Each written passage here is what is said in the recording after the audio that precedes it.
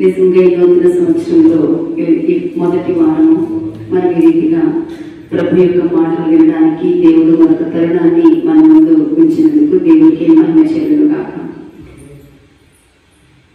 ఆరాధనకి వచ్చిన తర్వాత, దేవుని సన్నిధికి వచ్చిన తర్వాత చిన్నపిల్లలు ఎవరైనా కనపడ్డారనుకోండి, సహజంగా మన దృష్టి అంతా కూడా ఆ చిన్నపిల్లల మీద కేంద్రీకరిస్తూ ఉంటాం. వారి యొక్క నవ్వులు లేకపోతే వారి యొక్క అల్లరి ఇక మన దృష్టిని చాలా సార్లు మరలించుకోవటం కష్టమవుతుంది. అలాగే చిన్న బేబీ లేక పుట్టిన పిల్లల మీద తల్లిదండ్రుల యొక్క ఆశలు ఆలోచనలు ఎంత ఉంటాయో, ఆ బేబీ అడుగేసినా ఎటు వెళ్ళినా ఏ పని చేసినా ఏక దృష్టి అంతా కూడా వారి యొక్క దృష్టి అంతా కూడా ఆ బిడ్డ మీదే పెట్టుకుని వారు జీవిస్తూ ఉండడము అనేది మనం చూస్తూ ఉంటాం. మరి కొంతమంది చూస్తూ ఉంటాం. నాకు తెలుసు, ఎవరి దశలో ఉన్నప్పుడు కుటుంబాన్ని చూస్తూ ఉండేదాన్ని.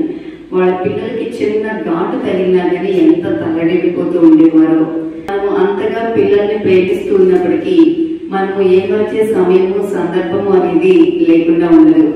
అయితే మరి మన దేవుడు గడిచిన కాలంలో ఎలా మనల్ని చూస్తూ వచ్చారో, మరలా మనకి అనుగ్రహించిన ఈ నూతన సంవత్సరంలో దేవుడు మనకు ఎలా తన యొక్క దృష్టిని మన మీద ఉంచబోతూ ఉన్నారో, ఏ విధంగా మన జీవితాలలో తన ప్రేమని కనపరుస్తూ ఉన్నారో లేఖనాల్లో చూద్దాం.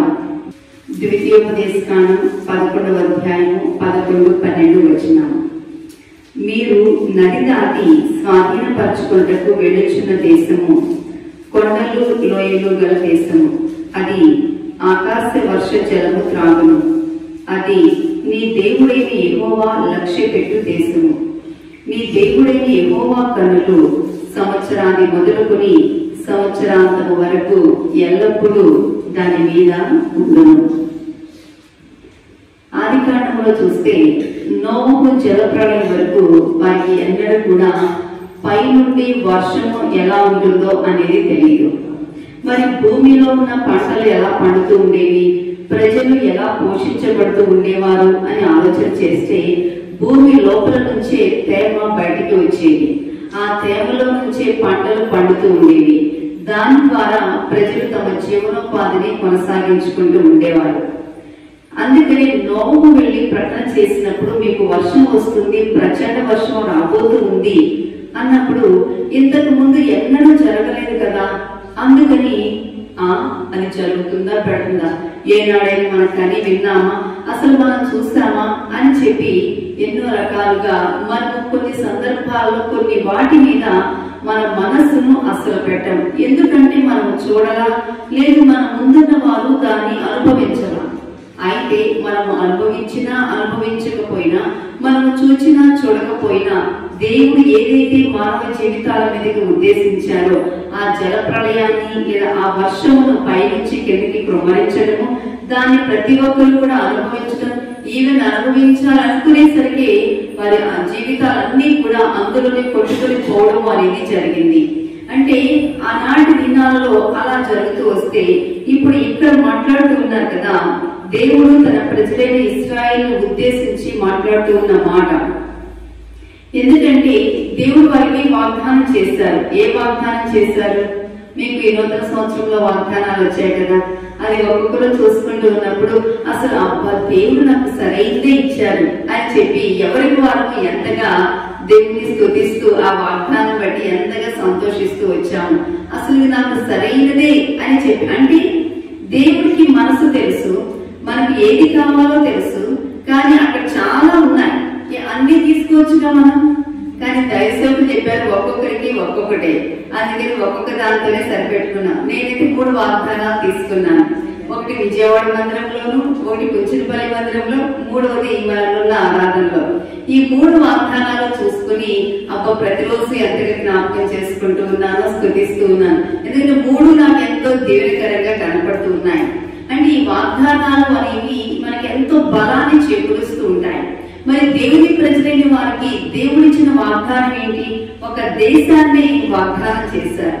మరి ఆ దేశాన్ని స్వతంత్రించుకోవాలి అంటే వారి ముందు ఉన్న కొండలు, లోయలు లాంటి పరిస్థితులు, ప్రదేశాలు ఎన్నో ఉన్నాయి. కానీ అవతల పక్కన ఉంది ఒక అందమైన ప్రదేశం, ఎంతో చక్కటి ప్రదేశం. వారు వెళ్ళిన వెంటనే చక్కగా పంటలు పండించుకొని తినగలిగిన ప్రదేశం. మరి అంత సస్యశ్యామలమైన దేశంలోనికి వెళ్ళాలి అంటే ఇక్కడ కొండలు, లోయలు దాటుకుని వెళ్లకుండా ఉంటే ఇక్కడే కూర్చుంటే సరిపోతుందంటారా? కొంతమంది కనాను దేశం దగ్గరికి వెళ్ళిన తర్వాత వారు ఏం చేస్తారంటే, మాకు ఇక్కడ చాలా ఈ కనాను దేశం యువతని మేము స్వతంత్రించుకుంటాము, మేము ఇక్కడ నది దాటి రాము, కానీ మళ్ళీ మేము మీకు తోడుగా వచ్చి సహాయం చేసి మిమ్మల్ని అక్కడ దాకా తీసుకుని వెళ్ళి కూర్చోబెట్టి వస్తాము అన్నారు. అంటే ఒక్కొక్కసారి మనం ప్రయాణాన్ని ప్రారంభిస్తాం, కానీ మన ముందు వచ్చిన కష్టాలు లేకపోతే నష్టాలు, లోయల లాంటి అనుభవాలతో విసిగిపోయి వేసారిపోయి ఏంటి ప్రభా ఈ జీవితం, అసలు నేనంటూ గుర్తున్నానా, గుర్తుంటే ఏంటి, ఒకదాని తర్వాత ఒకటి ఒకదాని తర్వాత ఒకటి ఈ అనుభవానికి ఎంతకాలం నేను పొందుకుంటూ వెళ్ళాలి అని చెప్పి ఎంతో వెక్స్ అయిపోయిన సమయాలు కూడా లేకపోలేదు. అయితే దేవుడు ఈ సమయంలో మనందరికీ తెలియచేస్తూ ఉన్న మాట ఏంటి అంటే, అది నీ దేవుడైన యెహోవా లక్ష్య పెట్టు దేశము. ఏ దేశం అయితే, ఏ వాగ్దానం అయితే దేవుడు మనకిచ్చారో ఆ వాగ్దానాన్ని స్వతంత్రించుకోవడానికట ఇక్కడ మాట్లాడుతూ ఉన్నారు. అది యెహోవా లక్ష్య పెట్టు దేశము అని చెప్పి ఇక్కడ తెలియచేస్తూ ఉన్నారు. అంటే దేవుడు ఏదైతే లక్ష్య పెడుతూ ఉన్నారో దాన్ని మనం స్వతంత్రించుకోవాలి అంటే తప్పనిసరిగా కొండలు, లోయల లాంటి అనుభవాలు గుండా మనము ప్రయాణం చేయవలసి వస్తుంది. అది తప్పదు. అదే మనం ఇక్కడ చూడబోతూ ఉన్నాం. అంటున్నట్టుగా అది ఆకాశ వర్ష జలము త్రాగును. ఎందుకంటే ఆకాశ వర్ష జలము త్రాగుచు మన ఈనాటి కాలంలో మనం చూస్తున్నాం. ఏదైనా ఒక పొలం కొన్నా లేకపోతే ఒక స్థలం కొన్నా అక్కడ మనకి బోర్వెల్స్ పడతాయా, వాటర్ వస్తుందా, లేకపోతే దీనికి వాటర్ సౌకర్యం ఏంటి, కెనాల్ ఏదైనా దగ్గరగా ఉందా అని ఎన్నో రకాలుగా మనం ఆలోచన చేస్తూ ఒక ల్యాండ్ తీసుకోవడానికైనా లేకపోతే గృహం కట్టుకోవడానికైనా మనం అడుగులు ముందుకు వేస్తూ ఉంటాం. కానీ ఇక్కడ తన ప్రజలైన ఇశ్రాయేలుకి దేవుడు ఇస్తూ ఉన్న వాగ్దానం ఏంటి అంటే, అది ఆకాశ వర్ష జలము త్రాగుతుంది, సమయానుకూలంగా నేను వర్షాన్ని పంపిస్తాను, సమయానుకూలంగా పంటలు మీకు ఇస్తూ ఉంది. అందుకని దానిని బట్టి మీరు గ్రహించుకోగలుగుతారు అది నా చేత ఆశీర్వదించబడిన ప్రదేశం అని. అలాగే మన ఈ జీవితాలను కూడా దేవుడు తెలియజేస్తూ ఉన్న మాట, ఎందుకంటే లక్ష్య పెట్టు ప్రజలు మనం ఆశామాషైన వారు కాదు. యేసు యొక్క రక్తంలో కడగబడిన మనము ఎక్కడ ఉన్నప్పటికీ, ఏమి చేస్తూ ఉన్నప్పటికీ, కొనసాగుతూ ఉన్నప్పటికీ దేవుని చేత లక్ష్య పెట్టబడిన ప్రజలుగా మనం ఇక్కడ గుర్తించవలసి ఉన్నాం. అందుకని ఇక్కడ మాట్లాడుతున్నారు, నీ దేవుడైన యెహోవా కన్నులు సంవత్సరాది మొదలుకొని సంవత్సరాంతము వరకు ఎల్లప్పుడూ దాని మీద ఉండును. ఆది మొదలుకొని అంతం వరకు, అంటే year beginning from the beginning of the year till the end of the year, అప్పటి నుంచి ఇప్పటి వరకు కూడా దేవుని యొక్క కన్నులు ఎక్కడుంటాయండి? మన మీద, మనం జీవిస్తున్న ప్రదేశాల మీద దేవుడు ఉంటూ ఉన్నారు. సో అందుకనే ఈ యొక్క వాగ్దానాన్ని చేత పట్టుకుని మనము అడుగులు ముందుకు వేయవలసి ఉన్నాం. మరి దేవుడిచ్చిన ఆశీర్వాదాన్ని మనం సొంతం చేసుకోవాలి, లేకపోతే మనం అనుకున్న కానాను దేశానికి లేదా పరలోక రాజ్యానికి మనం స్వతంత్రించుకోవాలి అంటే మన ముందు ఒక టార్గెట్ ఉంది. ఏంటో తెలుసా? కొండల లాంటి అనుభవాలు ఉన్నాయి, లోయల లాంటి అనుభవాలు మన జీవితాలకి రాబోతూ ఉన్నాయి. అయ్యే బాబు, ఎప్పటి వరకు పడ్డా కదని 2020 వరకు, ఇక ముందు కూడా పడాలంటారా అని అంటే అన్ని సందర్భాల్లో పడవలసిన పని లేదు. This may be the end of the year. మన కష్టాలకి, మన నష్టాలకి ఈ సంవత్సరం ఒకవేళ దేవుడు ముగింపు చెప్పనై ఉన్నాడేమో, చెప్పలేము. ఎందుకంటే దేవుని మాట తెలియచేస్తుంది, దేవుని వాగ్దానం మనకి తెలియచేస్తుంది, మనం బలపరుస్తూ ఉంది. వాగ్దానం చేసిన దేవుడు నమ్మదగిన దేవుడు. అందుకని ఇక్కడ అంటూ ఉన్నాడు, సంవత్సరాది మొదలుకొని సంవత్సరాంతం వరకు కూడా దేవుని యొక్క కన్నులు మనందరి మీద ఉంటూ ఉన్నాయి. అది ఎవరైతే గుర్తిస్తారో, గుర్తించిన వారి జీవితాలలో దేవుడు కురిపించే సిరులు ఎంతో గొప్పవి. అందుకని ఇందాక దైవదాసులు చెప్పినట్లుగా మన భారము మనము యెహోవా మీద పెట్టవలసి ఉన్నాం. మన భారాలను మనం మోసుకుంటూ, దాని గురించి మనం ఆలోచన చేస్తూ, దాని గురించి మనం ఎప్పుడు తలపోసుకుంటూ ఉన్నట్లయితే ఇంకెప్పుడు మనం దేవునికి అవకాశం ఇస్తూ ఉన్నాం చెప్పండి? అదే ఇక్కడ తెలియజేస్తున్నాడు. Just give a chance to God. మన జీవితాలలో దేవునికి అవకాశాన్ని కల్పిద్దాం. సంవత్సరాన్ని మొదలుకొని సంవత్సరాంతం వరకు కూడా ఈ 2021లో దేవుడు మన జీవితాల మీద తన కనుదృష్టి ఉంచి నడిపించాలి అంటే దేవుని యొక్క నేత్రాలకు మనము అప్పగించుకోవలసి ఉన్నాం. ఎందుకంటే మనకు ఏమి ఎదురవుతుందో ఎవరైనా చెప్పగలరా? ఎవరికి కూడా నో ఐడియా. ఎందుకంటే ఈ రోజు బాగానే ఉన్నాం, ఇప్పుడు బాగానే ఉన్నాం, కానీ నెక్స్ట్ మూమెంట్ ఏం జరుగుతుందో అనేది మనకు తెలియదు. అలాగే మనకి కలగబోయే కొత్త అనుభవాలు, జరగబోయే మార్పులు, అలాగే కొత్తగా తలెత్తే సందర్భాలు అనుకోకుండా ఏదైతే జరుగుతాయో ఎవరికైనా తెలుసా? ఎవరికీ తెలియదు. కానీ ఇక్కడ దేవుడు మాట్లాడుతున్నాడు, గాడ్ నోస్ ఎవ్రీథింగ్. దేవునికి మాత్రమే తెలుసు ఏ అనుభవం ఎదురవబోతూ ఉందో, ఏ పరిస్థితుల్లో గుండా మనం నడిపించబడబోతూ ఉన్నామో అనేది దేవునికి తెలిసినప్పుడు ఆ దేవునికి మన జీవితాలను అప్పగించుకోవాలి. ఎప్పుడైతే మనం అప్పగించుకుంటామో అక్కడ దేవుని యొక్క కార్యము ఎంతో ఘనముగా జరగడము అనేది మనం చూస్తాం. ఉదాహరణ, దేవుని ప్రజలైన ఇశ్రాయేలుని దేవుడు ఏర్పాటు చేసుకున్నది తనను ఆరాధించాలి, అది దేవుని యొక్క ఉద్దేశం. కానీ వారు తమ పనుల్లో బిజీ అయిపోయి శత్రు దేశమైన ఐగుప్తు దేశానికి వెళ్లి అక్కడ నివాసం ఉంటూ మర్చిపోయారు. ఏం మర్చిపోయారు? తినడం మర్చిపోలా, నివాసం కట్టుకోవడం మర్చిపోలా, కానీ దేవుడిని ఆరాధించడం మర్చిపోయారు. అక్కడ ఎప్పుడైతే దేవుడిని ఆరాధన చేయడం మర్చిపోయారో వెంటనే వారి మీదకి పెద్ద తెగులు వచ్చింది, ఎన్నో రకాలైన బాధలు వచ్చి పడ్డారు. ఇక అప్పుడు దేవుడి తట్టు తమ హృదయాలను విప్పుకొని అక్కడ మాట్లాడుతూ వస్తూ ఉన్నారు దేవునితో, దేవా ఇక ఇంతేనా మా ఈ జీవితాలు, మమ్మల్ని రక్షించవా అని చెప్పి దేవుని అడుగుతూ ఉన్నారు. అడుగుతూ ఉన్నప్పుడు దేవుడు తన నాయకుడైన మోషేని పంపించడం జరుగుతుంది. అదంతా పెద్ద స్టోరీ మనకు తెలిసింది. అయితే అందులోంచి నేను చెప్పాలనుకున్న ఒక ఆలోచన, ఒక గొప్ప అనుభవం వారికి రాబోతూ ఉందని దేవుడికి మాత్రమే తెలుసు.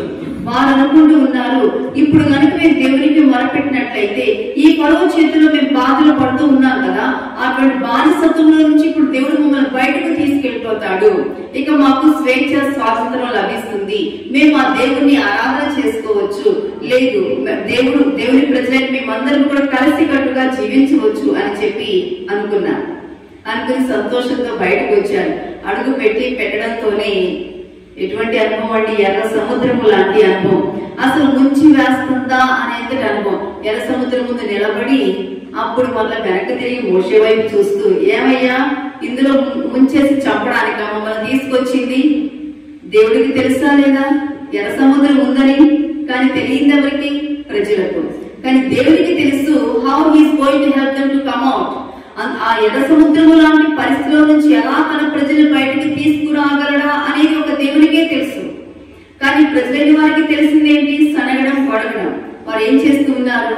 అక్కడ నిలబడి మోషేతో మాట్లాడుతూ ఉన్నారు, సణుగుతూ ఉన్నారు, గొడుగుతూ ఉన్నారు. అయినప్పటికీ కూడా మోషే దిగులు పడలా, ఎర్ర సముద్రాన్ని చూసి భయపడలా.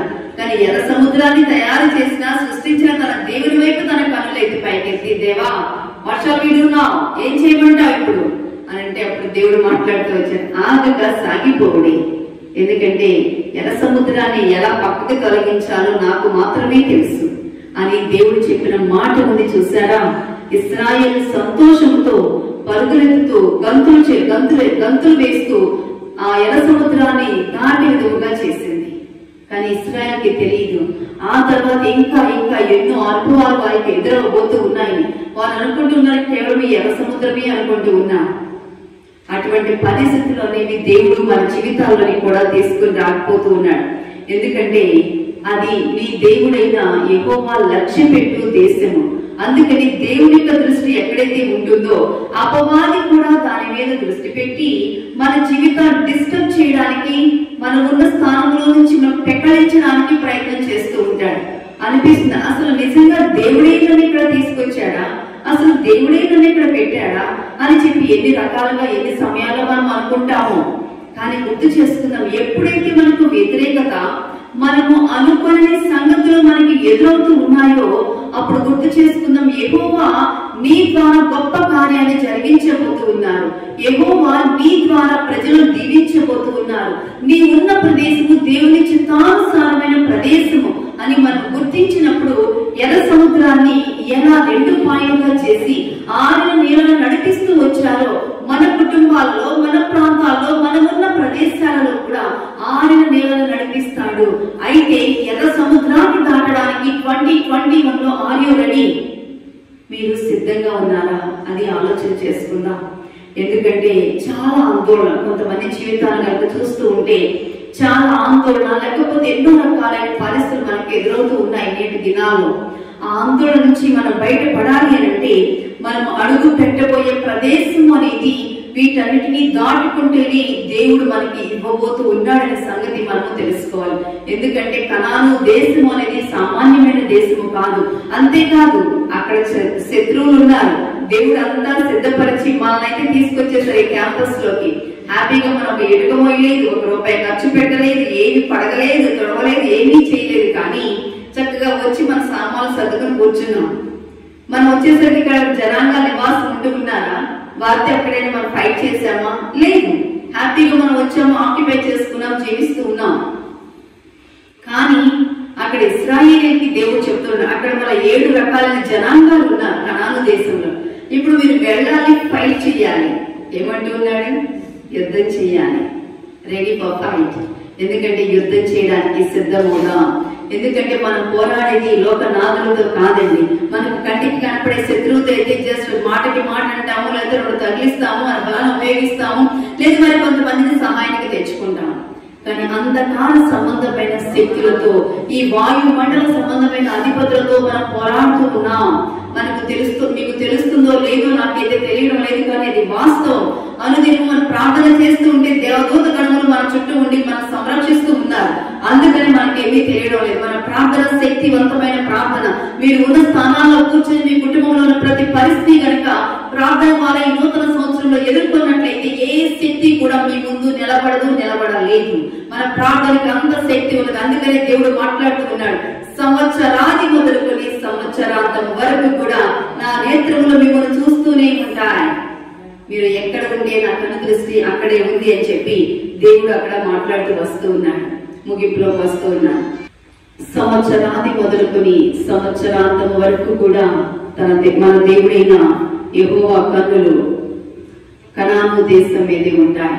అయితే తర్వాత కింద వచనంలో అంటూ ఉన్నారు కదా, కాబట్టి మీ పూర్ణ హృదయముతోను మీ పూర్ణ ఆత్మతోను మీ దేవుడైన యెహోవాను ప్రేమించి ఆయనను సేవింపవల్లని నేను మీకిచ్చు ఆజ్ఞలను మీరు జాగ్రత్తగా వినాలి అని చెప్పి ఒక కండిషన్ పెడుతూ ఉన్నారు.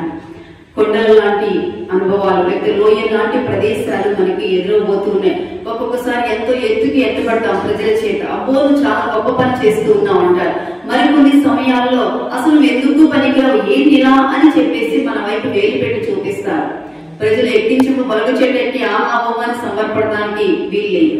అలాగే ప్రజలు నిందాపూర్తంగా మాట్లాడినప్పుడు కృంగిపోవడానికి వీల్లేదు. ఏదైనప్పటికీ కూడా దేవునికి స్తోత్రం. దేవుడు మనకిచ్చిన ఆజ్ఞను అనుసరిస్తూ దేవుని సన్నిధిలో సంవత్సరాది మొదలుకొని సంవత్సరాంతం వరకు కూడా దేవుడు మనకి తోడుగా ఉంటూ ఉన్నాడనే సంగతిని గుర్తు చేసుకుందాం. ఎందుకంటే ముందు ఏం జరగబోతుందో మనకు తెలియదు. అది సంతోషకరమైనదైనా కావచ్చు, లేదు దుఃఖకరమైనదైనా కావచ్చు. అలా అని మనం దుఃఖపడుతూ ఉంటే దేవుడు పక్కకు వెళ్ళిపోయే దేవుడు కాదు. ఎవరైతే దుఃఖిస్తూ ఉన్నారో వాళ్ళ దగ్గరే ఉంటాడు దేవుడు. మనమైనా అంతే. చూడండి, ఎవరు చాలా బాధపడుతూ ఉంటే మన పనులన్నీ కూడా మానుకుని వారితోనే కూర్చుంటాం. అందుకని మనం కూడా మన జీవితాలలో మనం ఎప్పుడు కూడా మన జీవితాల్లో మనము కూడా అంతేనండి. ఎవరైతే బాధపడుతూ ఉన్నారో వారి దగ్గర ఎలా ఉంటామో మన దేవుడు కూడా మనకి తోడుగా ఉండి ఈ నూతన సంవత్సరంలో ప్రతి ఒక్క వ్యక్తి యొక్క చేయి పట్టుకుని నడిపించడానికి సిద్ధంగా ఉన్నారు. మరి నడవడానికి మీరు సిద్ధంగా ఉన్నారా? ప్రార్థన చేసుకుందాం. Thank you Jesus. పరిశుద్ధుడా, స్తోత్రములు వందనములు చెల్లిస్తున్నాం. ఈ నూతన సంవత్సరంలో మా కుటుంబాల్లోనికి వచ్చిన దేవుడు, నీ వాగ్దానాలతో మమ్మల్ని నింపిన దేవుడు, నీ చేత లక్ష్య పెట్టబడే ప్రజలుగా మమ్మల్ని ఏర్పాటు చేసుకున్న దేవుడు, సంవత్సరాది మొదలుకొని సంవత్సరాంతం వరకు కూడా నీకు కృపా వర్షాన్ని మా మీద కురిపిస్తూ ఉన్న దేవుడు, నీ దయగలిగిన హస్తాలకు దేవా మమ్మల్ని మేము సమర్పించుకుంటూ ఉన్నాం. నీ కృప కలిగిన హస్తాలకు దేవా మమ్మల్ని మేము సమర్పించుకుంటూ ఉన్నాం. మా జీవితాల్లో రాబోయే ఎదురవబోయే కొండల లాంటి అనుభవాలు, లోయల లాంటి పరిస్థితులు ఏవి వచ్చినప్పటికీ కూడా నీవున్నావనే ధైర్యంతో ప్రభు మేమందరము కూడా ముందుకు కొనసాగడానికి మీరు అనుగ్రహిస్తున్న కృప కొరకై వందనాలు చెల్లిస్తూ నీ వాక్యం మీద ఆధారపడి జీవించే కృపను మా అందరికీ కూడా దయచేసి మహిమ పొందుకునమని, ఇశ్రాయేలును ప్రభు ఆరిన నేలను ఎలా నడిపించామో అదే రీతిగా ప్రభు ఈ నూతన సంవత్సరంలో కూడా మమ్మల్ని మీరు నడిపించబోతూ ఉన్నందుకు వందనములు చెల్లిస్తూ యేసు శ్రేష్ఠ నామమున ప్రార్థిస్తూ ఉన్నాం తండ్రి. ఆమేన్, ఆమేన్. దేవుని యొక్క కృప మనందరికీ తోడయ్యుండి నడిపించును గాక. ఆమేన్. దేవుడు మిమ్మల్ని మీ కుటుంబాలను బహుగా దీవించి ఆశీర్వదించును గాక.